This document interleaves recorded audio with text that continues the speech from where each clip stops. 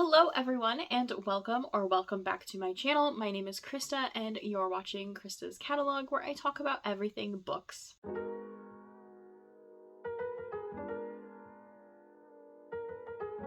So this video is basically a sequel to a previous video that I filmed where I asked you guys for recommendations on which classics I wanted to read. This is based off of actually my 2024 reading goals video. I will also leave that linked. I am basically just asking you guys for recommendations as to which series on my shelf I should try to read and finish this year in order to complete my goal for the year. And you guys can comment down below which ones you want me to read, and then I will try to read those throughout the year. The first book is a middle grade fantasy series, and that is Paola Santiago by Taylor K. Mejia. Most of these books on this list are trilogies just because I feel like those will probably be the easiest for me to finish this year. And this one, as I said, is a trilogy. This first book I have read. I gave it 4 stars. It was pretty good and I did want to continue on with the series. I do own all of these books, and this is a La Llorona retelling where her friend is abducted and she has to get her back from the underworld from this ghostly creature, La Llorona, and other things happen in it as well.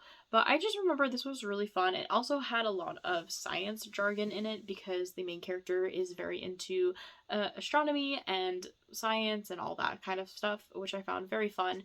So I am hoping to maybe possibly read the rest of the series this year. I feel like this would be a very good October read because of the very creepy nature to it, but we'll see what the votes say. Then this next one is a book that I read a long time ago, so I would definitely have to reread this first one, and that is Sabriel by Garth Nix. This is pretty much a fantasy classic that's YA, where the main character's father is an in-between person. He can go to the afterlife and come back, and so his job is to help spirits go on to the other side. And there's this magic system with bells, but one day her father goes missing, and so she has to try to figure out how to get him back, which ends up with her dabbling in this magical element of the bells and things. And I remember I absolutely loved this first book, and I don't know why I never continued on with the second one. And I do own the whole series, and there is also a prequel which I do own and I have read a long time ago as well. Similarly, a book that I absolutely loved and never continued on with was Girls of Paper and Fire by Natasha Yan. This is the first book in a YA trilogy, and this first book I gave 5 stars. If I remember correctly, there's something about rings of escorts, I guess, and she ends up having to be the king's concubine, and she obviously doesn't want to, and the more monstrous you are, the higher rank you are, and so she is basically just human, so she has a lower rank, her being essentially a concubine, but also she ends up falling in love with one of the other concubines, which obviously is not okay. So I just remember this was a super heavy book, which I was really surprised it was YA, but because of that. But this is an amazing read that I remember really enjoying, but I just never continued on. And I did hear that the second book wasn't as good, and then I never heard anything else about the third books, which is why I probably didn't end up picking it up right away, but I could potentially revisit this. Now, a new book series for me would be the Magnus Chase series by Rick Riordan. This is his Gods of Asgard Magnus Chase series. It is basically Annabeth's cousin is the son of Thor, if I'm correctly. Basically, it's just Percy Jackson, but with Norse gods instead. And I have never read anything that's outside of the Percy Jackson Greek world. I know that Rick Riordan also has an Egyptian series that I haven't read, and then he also wrote a standalone sci-fi novel, but I never read this. So Skyward by Brandon Sanderson is the next choice. This one's actually not a trilogy. I believe that there's 4 books out and it's not even finished, so I would be reading up until the end point. I would get caught up. And this one I did read. It was really good. I think I gave it a solid 4 stars. Basically, in this world, everything in the atmosphere is dangerous, so everyone exclusively lives underground. However, you do have a chance to be up in outer space if you are a pilot, and our main character's father was a space pilot, but he went missing and instead was deemed MIA. Since then, he basically destroyed the family name because they all think that he left his military position behind, and she wants to be a space pilot, partially to figure out what's out there because all she's ever known is underground, but also so that way she can maybe potentially find her father because she has this feeling that he's not exactly dead, that something happened to him. I want to continue on with the series, and I have heard amazing things about it. Another Brandon Sanderson book that I am putting on this list is actually Steelheart. This is another YA series of his. However, this is a dystopian post-apocalyptic series where it's like The Boys TV show on Amazon Prime, if you're familiar with that, but like a YA version of it. People ended up getting superpowers when this meteor hit, and it's about our main character who's on a mission to kill Steelheart, and he knows some information that could help with this task.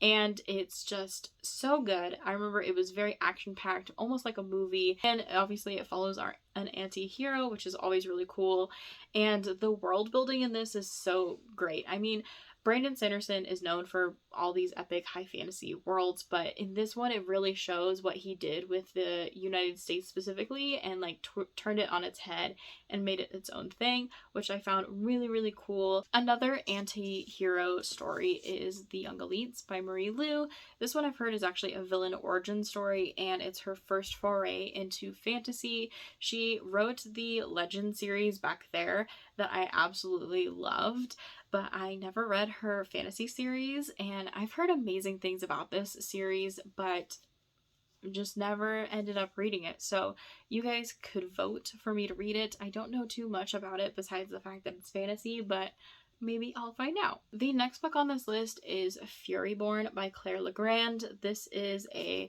YA fantasy trilogy that I don't know too much about, to be honest, which is really bad because I actually read the first two books. I remember I really, really, really loved this first one, but I did not like the second one very much, and so I never continued on with the third, and I honestly can't tell you anything about this series. Like, I don't remember at all.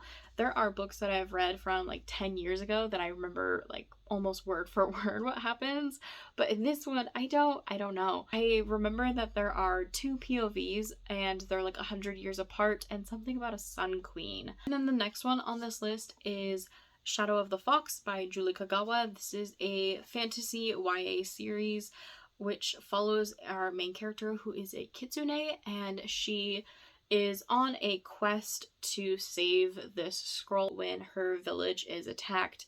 And another person who is like, I think the guy that causes the attack, and it's dual POV, and obviously their paths end up meeting because it's like the very much like enemies to lovers type romance. But I remember I really loved this book. It was very fun and just so unique in the way that the magic and the creatures and all of that are portrayed. There is also a samurai sword that is maybe a little cursed, so that was also a fun element to it, but I never continued on with it. Like, I really loved this book, and I was super excited for the sequel, and then the sequel came out, and I never read it. Another series that is not a trilogy that you can vote for is Unwind by Neil Shusterman. This is actually 4 books, so it wouldn't be that big of a deal if I read one extra book. This is a YA dystopian series that follows a world where people can donate body parts. It follows our main character, who is about to be unwound, which is what it's called when you are donating like everything of you.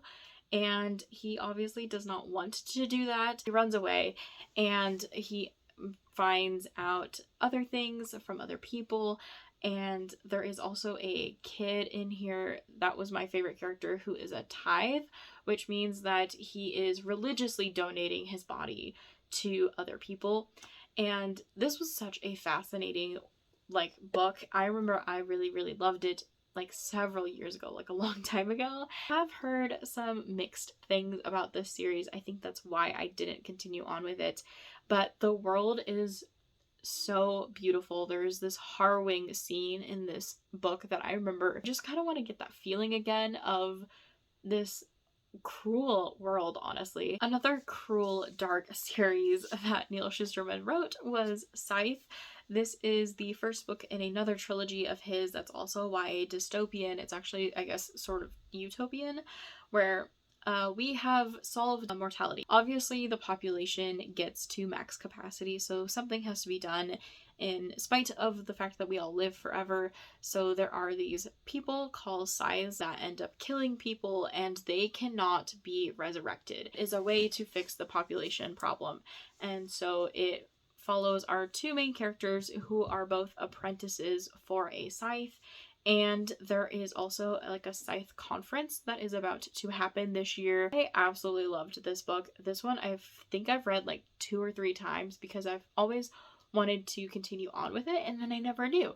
And so I'm hoping that you guys can vote for it, and then I will actually finish it this time. I do know that people don't like the 3rd book, so I'm a little scared to go into it. The last book on this list is actually a book that I fairly recently got, and that is The Bone Season by Samantha Shannon. This is also not a trilogy. I believe there's 4 or 5 books out, so this is probably the longest out of all of the books that you can vote for. But I am very excited for this series. It has been on my TBR for years. I've been dying to read it, and I just recently got the new revised edition.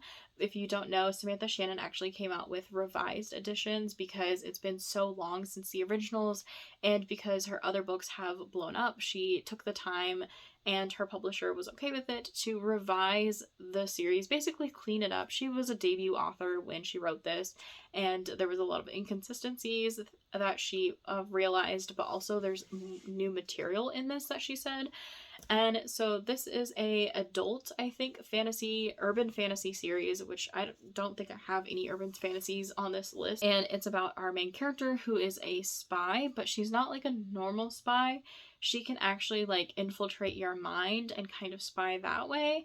And she gets found out through the underworld society and gets thrust into this like magical underworld, which I think sounds really cool. And I think she also has to like pay off a debt to this like crime lord. I might be getting that wrong. I am hoping that this would be really, really good. Plus, I can keep collecting the new editions as I read this throughout the year. I think that would just be a really fun thing, but I don't know. We'll see what you guys want me to read and whether or not it'll be this one. Make sure to comment down below which book series sounds better to you or more interesting. If you have read any of these books, please let me know that as well. I want to know whether or not you liked them. Was the ending good? Because I know from a lot of people that, I want to say like a good chunk of these books, they don't have good endings. So if you didn't like an ending, please let me know. It at least gives me a better headspace to read the last book of series. And I just want to say thank you guys so much for watching this video, and make sure to give it a thumbs up. It really helps me out, and I will see you guys in the next one. Bye!